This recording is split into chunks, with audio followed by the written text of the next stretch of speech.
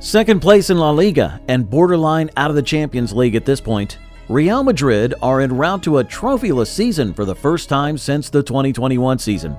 Fortunately, they have one more shot at silverware after making it to the Copa del Rey final. However, the only obstacle standing in their way of a trophy is their arch-rival, FC Barcelona. After taking a strong lead in the league standings, the Blaugranas are heavy favorites to lift the oldest title in Spanish football. With the lingering injury crisis, defensive lapses, and overall chaotic gameplay, Real Madrid have their work cut out for them heading into the final. According to their two matchups this season, Los Blancos were completely dominated, scoring just 2 goals, conceding 9 goals, and losing both. The recent game was Madrid's 5-2 demolition that saw Barcelona win the Supercopa de España final. With the front three of Vinicius Jr., Rodrigo, and their newly acquired French superweapon, Kylian Mbappe, the odds were largely in favor of the Madridistas. It took just 5 minutes for their superstar talisman to break the deadlock, weaving his way past the Barca defenders before finding the back of the net.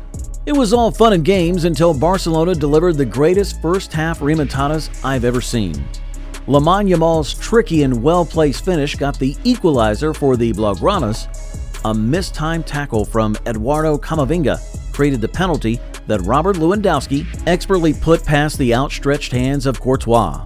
Things quickly went from bad to worse for Real Madrid after Jules Koundé's delightful cross fell kindly to Rafinha, who headed home Barca's third goal of the night.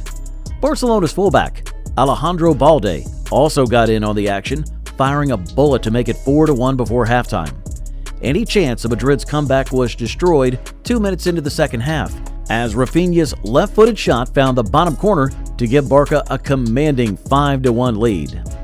Despite Wojciech Szczesny's red card and Rodrigo's consolation goal in the second half, the mighty Real Madrid struggled to score against a 10-man Barcelona team.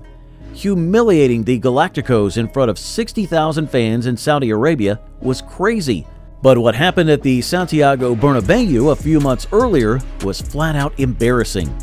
With the pressure of a cup final out of the way, Real Madrid hosted Barcelona in the most historic rivalry in Spanish football's history.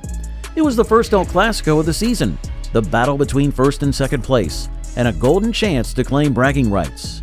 However, the clash of the Titans didn't live up to its promise in the first half. A series of offside goals, missed clear-cut chances, and poor offensive plays left the game scoreless after 45 minutes. Barca's high defensive line was a difficult puzzle to solve for Madrid's attack, which tallied more offside calls than shots on target the entire game. However, it was a whole different story in the second half. Barcelona finally found the crevices in Real's defense and made them pay. First, it was Robert Lewandowski's beautiful side foot finish from outside the box, before another Lewandowski header made it 2-0 just 2 minutes later. Lamine Yamal's right-footed rifle into the roof of the net took the game beyond reach for the Madridistas, and Hansi Flick's men were too much to handle for the most talented Madrid side since the Galactico era. Rafinha landed the final blow in the final minutes, latching onto a beautiful pass before coolly chipping the ball past the goalkeeper for Barca's 4th goal of the night. Regardless of Real's firepower up front, they could not score a single goal in an El Clasico for the first time in almost 2 years, and the first time they lost by a 4-goal deficit to Barca in a competitive game since 2022.